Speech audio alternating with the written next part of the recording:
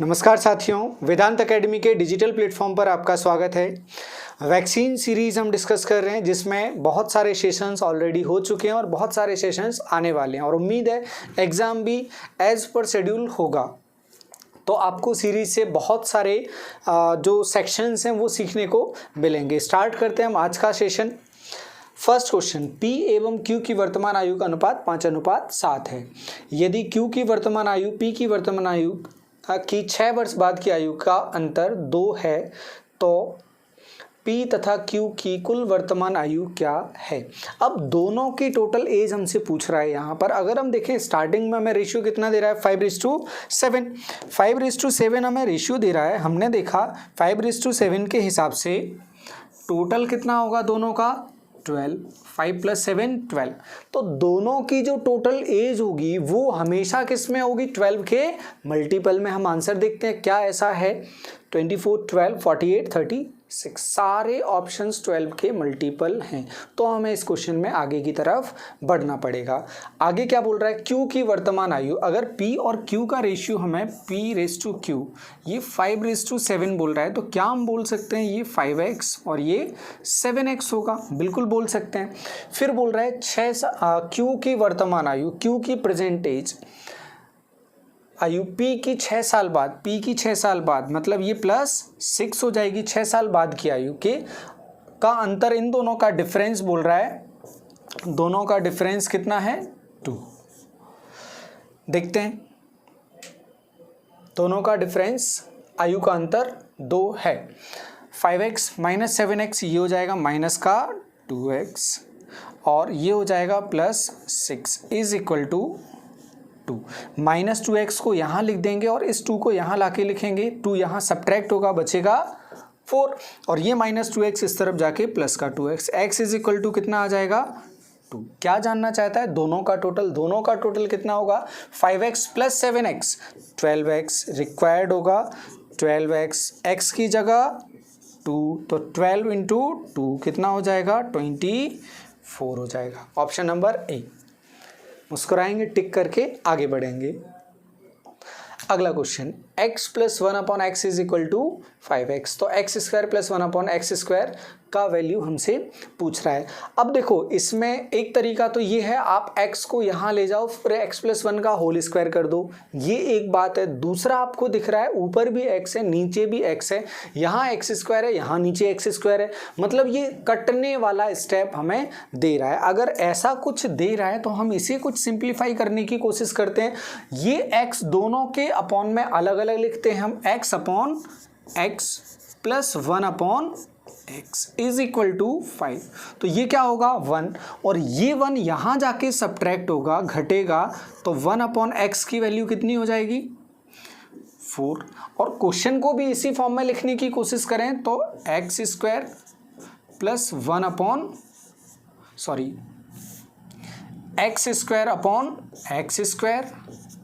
+ 1/x²। ये जानना चाहा है अपन से, ये क्या होगा 1 + 1/x²। ये जानना चाहा है अपन से, देखते हैं क्या होगा। 1/x अपने पास है कितना 4। 1 + 1/x² निकालना है, मतलब 1/x² अपन को मिल जाएगा, आंसर आ जाएगा अपना। तो सॉल्व कर देते हैं, इसको क्या कर दें स्क्वायर करेंगे तो ये 1/x² क्या हो जाएगा 16। मतलब आंसर क्या बनेगा 1 + 16 = 17। ऑप्शन नंबर सी। मुस्कुराएंगे, टिक करेंगे और आगे बढ़ जाएंगे। कोई उसमें शॉर्ट ट्रिक नहीं होगा, सीधे सीधे 10 संख्याओं का औसत 50 है। यदि एक संख्या निकाल दी जाए तो औसत में एक की कमी हो जाती है। एक की कमी हो जाती है मतलब जो जाने वाली संख्या है जो निकाली गई है वो शेष संख्याओं का एक एक एक्स्ट्रा ले गई। तो पहले औसत कितना था 50, मतलब जाने वाली 50 तो रही है लेकिन शेष का एक एक कम हो गया। बची कितनी संख्याएं 10 में से 9 संख्याएं बची हैं, उनका भी एक एक वो उड़ा के ले गई। मतलब वो 50 से भी एक्स्ट्रा थी कितना एक। कितनी संख्याओं का 9 संख्याओं का, मतलब थी कितनी वो एक्चुअली में 59। उम्मीद है क्लियर होगा, हमें पूरा डिटेल में सॉल्व करने की ज़रूरत नहीं पड़ेगी। बढ़ेंगे आगे, ऑप्शन नंबर बी। मुस्कुराएंगे, टिक करेंगे और बढ़ जाएंगे। अगर आप चाहते हैं इसको डिटेल में पूरा सॉल्व करना है तो 10 संख्याओं का टोटल कितना होगा 500। फिर उसके बाद बोल रहा है एक संख्या निकाल दी, बची कितनी 9 संख्याएं, एवरेज कितना हो रहा है, एक कम हो रहा है, तो यहाँ सम कितना होगा 49 × 9। इसको करोगे 1 9 नाम 81 का 1 9 चौक 36, 36 और 8 44। देखो डिफरेंस कितना आ रहा है 59। ये जाने वाली संख्या, वहाँ से भी कर सकते हैं और यहाँ से सीधे कर सकते हैं। तो जो कमिटमेंट था, आपको ट्रिक्स भी बताई जाएगी, मेथड्स भी प्रॉपर बताए जाएंगे, वो बताया जा रहा है। एक चोर सुबह 10 बजे एक कार चुराता है और इसे 60 किलोमीटर प्रति घंटे की चाल से चलाता है। ये जो टाइप है ये बराबर पूछा गया है एग्जाम में। चोरी का पता 11 बजे चलता है और मालिक तुरंत 75 किलोमीटर पर आवर से भागता है। अगर मालिक भी इसी स्पीड से भागे तो दोनों जिंदगी भर भागते रहेंगे, जैसा इंडिया में ज़्यादातर होता है। वह चोर को पकड़ने में कब सक्षम होगा, किस समय पर चोर पकड़ा जाएगा। अब देखो चोरी की घटना जो हुई उसको अपन थोड़ा सा डिटेल में समझते हैं, उसका इन्वेस्टिगेशन करते हैं। ये सुबह कितना बज रहा है 10 बज रहा है, इस टाइम पर चोरी हुआ और यहाँ से चोर भाग गया 11 बजे तक, यहाँ वो कहीं पहुँचा। ये 11 बज रहा है। अब इस स्थिति में चोर भी भाग रहा है और उसका मालिक भी भाग रहा है। जो चोर है, थीफ है, वो भाग रहा है 60 की स्पीड से, लेकिन जो ऑनर है वो भाग रहा है 75 की स्पीड से। 11 बजे चोर कहीं पर, हाँ ठीक है, यहाँ से चोरी हुई, 11 बजे यहाँ पर ऑनर भाग रहा है 75 से, चोर यहाँ तक पहुँच गया। अब चोर कितना आगे पहुँच गया, चोर पहुँच गया 60 किलोमीटर पर आवर के का मतलब होगा 1 घंटे में 60 किलोमीटर। तो चोर कितना आगे भाग गया 60 किलोमीटर चोर भाग गया। अब ये जो मालिक है इसे एक्स्ट्रा क्या भागना है, इससे इतना एक्स्ट्रा भागना है कि इसको पकड़ ले। तो जिस एक्स्ट्रा स्पीड से भागेगा उसी स्पीड से चोर पकड़ में आएगा। यहाँ एक्स्ट्रा स्पीड कितनी है, रिलेटिव स्पीड देखो कितनी आ रही है दोनों की।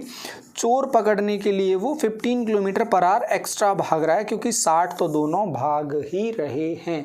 चोर इस स्पीड की वजह से पकड़ने में आएगा, तो ये उनका रिलेटिव स्पीड होगा। डिस्टेंस कितना है दोनों का 60 किलोमीटर। स्पीड हमारे के पास, डिस्टेंस हमें क्या निकालना है time. Time is equal to distance upon speed. Distance कितना 60 किलोमीटर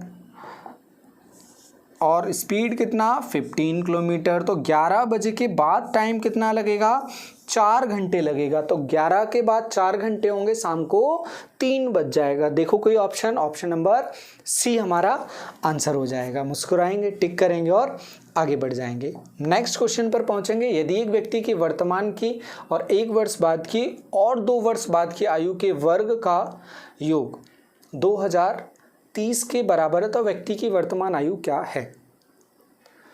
अब एज का टोटल दे रहा है, किसी ईयर में x, फिर x+1, फिर अगली x+2, इनका स्क्वायर करके हमें जोड़ना है और 2030 करना है। और फिर उसके बाद जो क्वाड्रेटिक इक्वेशन बनेगा वो सॉल्व करके आंसर बताना है और x बताना, और इतना लंबा चौड़ा x आने वाला है। अब देखो यहाँ से तो होना नहीं है, फिर हम चलते हैं स्क्वायर के यूनिट डिजिट पर। हम चलते हैं यहाँ 3 कॉन्जिक्यूटिव नंबर्स के स्क्वायर का यूनिट डिजिट, सम का यूनिट डिजिट कितना आ रहा है 0। 3 क्रमागत संख्याएं, मतलब वर्तमान 1 वर्ष बाद और उसके 1 वर्ष बाद, मतलब 3 क्रमागत संख्याओं का वर्ग कर रहा है और फिर उनको जोड़ रहा है। तो अगर हम देखें 1 का स्क्वायर करेंगे आपको 1 मिलेगा, 2 का स्क्वायर यूनिट डिजिट ये 1, 11, 21 और 31 सभी को प्रेजेंट कर रहा है। ये 2, 12, 22, 32 सभी को प्रेजेंट कर रहा है।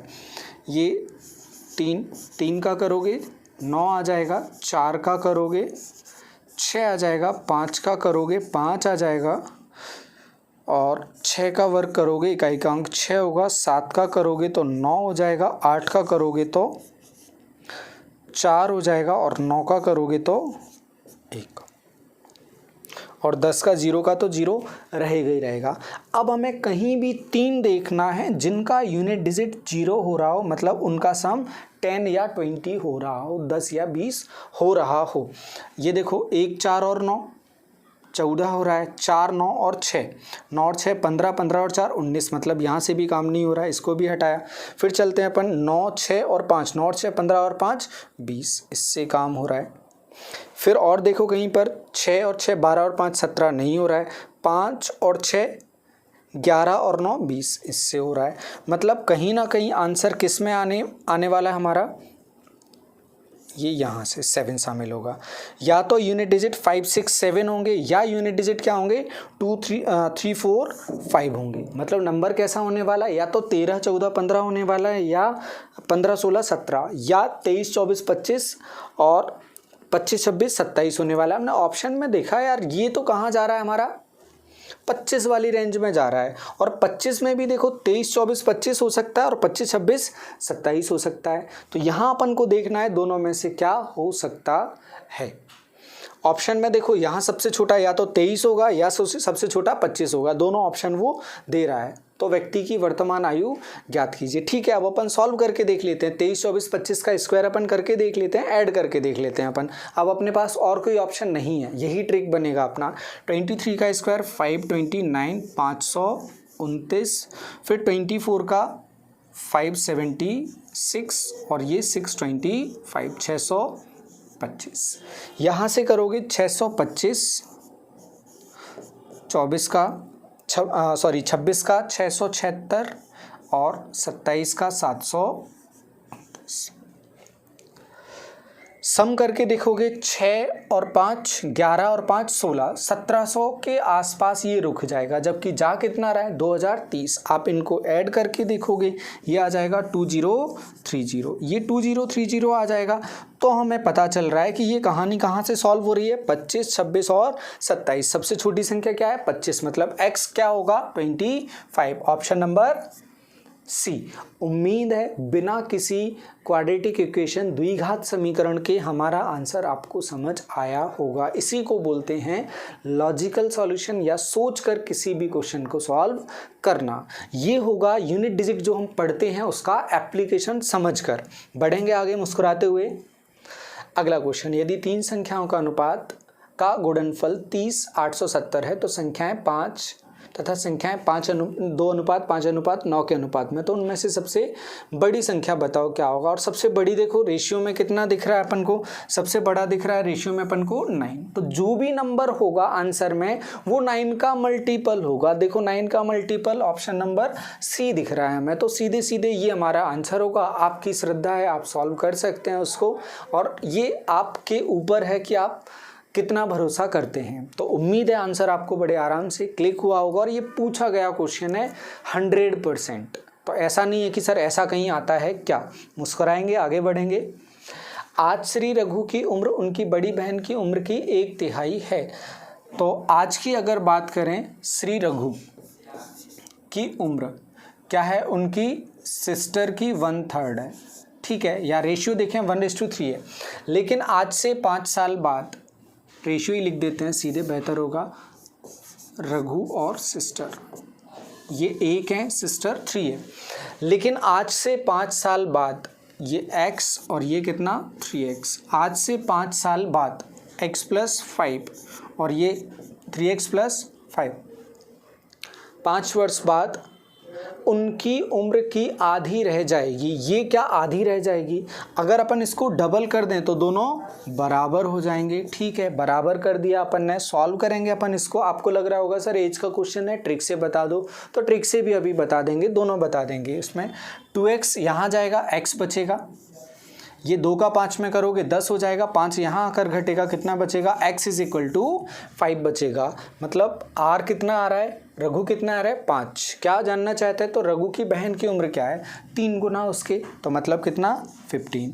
अब देखो क्या जानना चाहता है, आज से 5 वर्ष बाद। अभी ये किसके प्रेजेंट दे रहा है, प्रेजेंट दे रहा है। प्रेजेंट में भी देखें किस में 5 से भाग लगाया जा सकता है, क्योंकि 3 से भाग लगाया जा सकता है, क्योंकि रघु की क्या है, 1/3 है, 1/3 है। बहन की आयु का 1/3 मतलब 3 का भाग लग जाए। 15 में लग सकता है, 25 में नहीं लग सकता, 20 में नहीं लग सकता, 10 में नहीं लग सकता। ऑप्शन नंबर ए हमारा आंसर होगा बिना सॉल्यूशन के। तो ये दोनों आपके सॉल्यूशन हैं, जो आपको अच्छा लगता है वो आप अप्लाई कर सकते हैं, पर मुस्कुराएंगे जरूर।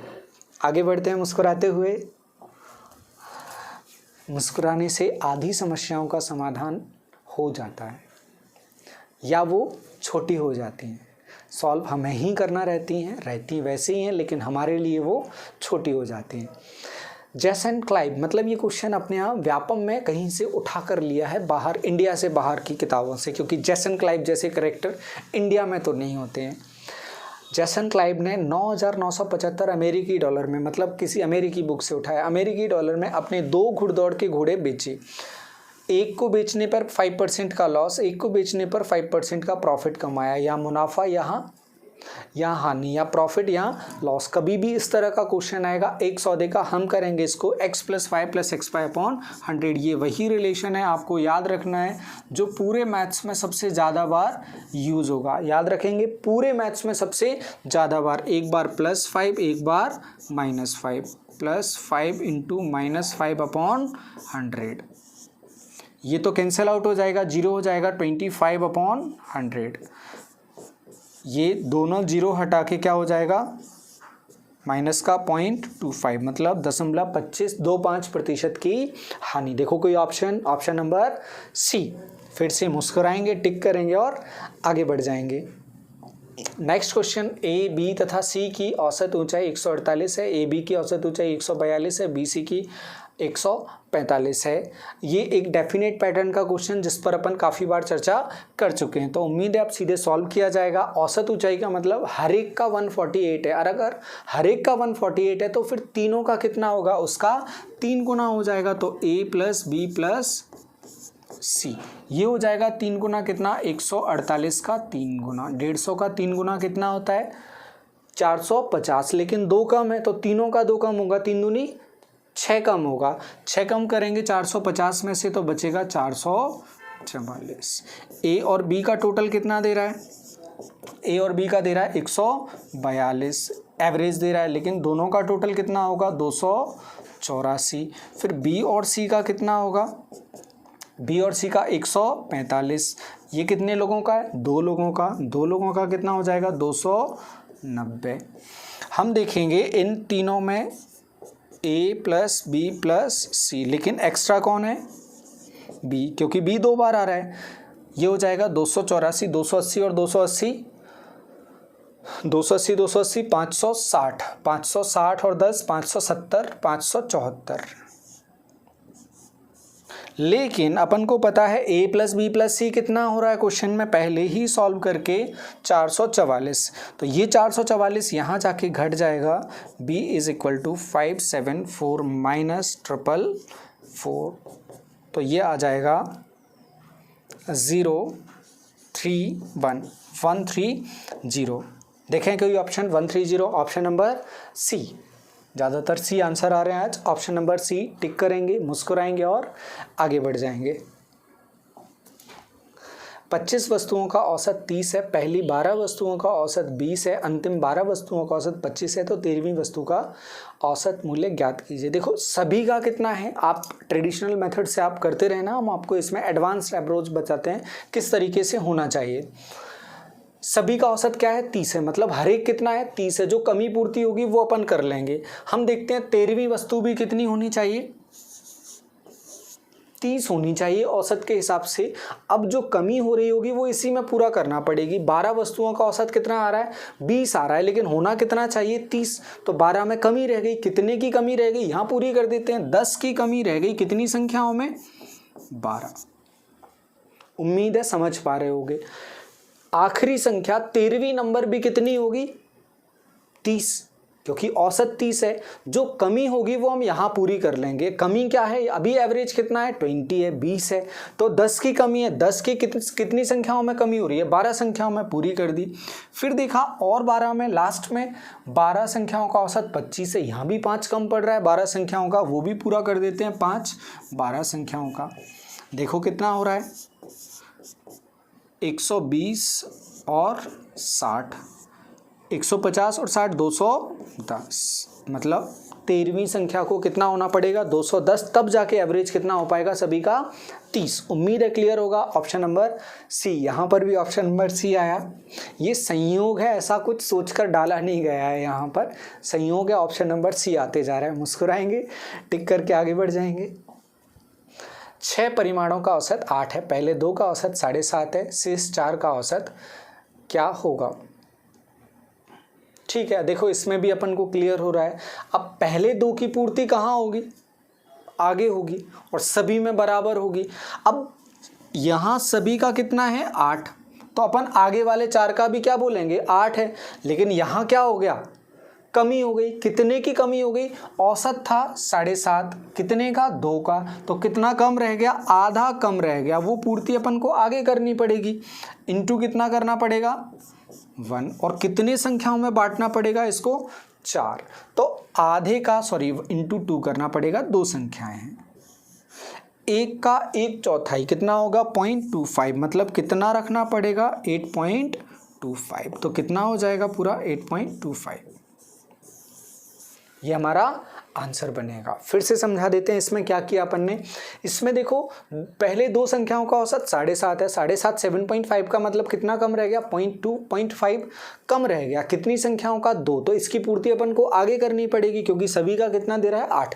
तो पूर्ति करना कैसे करेंगे, बढ़ा के करेंगे। 0.5 बढ़ाया कितने लोगों का 2 लोगों का, लेकिन कितने लोगों में बढ़ाना है 4 लोगों में बांटना है। इस वृद्धि को बांट दिया 4 लोगों में, हर एक के पास कितना हो जाएगा 8.25। ये हमारा आंसर होगा ऑप्शन नंबर बी। इस बार ट्रेंड ब्रेक हुआ, ऑप्शन नंबर सी हटा। मुस्कुराते हुए आगे बढ़ेंगे।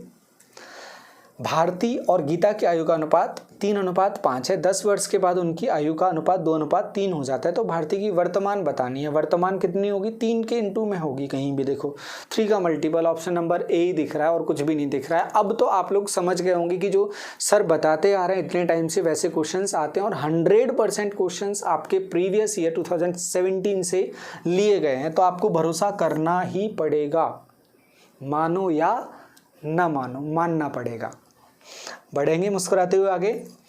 ए और बी 1 किलोमीटर की दौड़ में भाग लेते हैं। उनकी चालों का अनुपात 9:10 है, मतलब एक 9 चलता है तो दूसरा 10 चलता है। एक 90 चलेगा, दूसरा 100 चलेगा।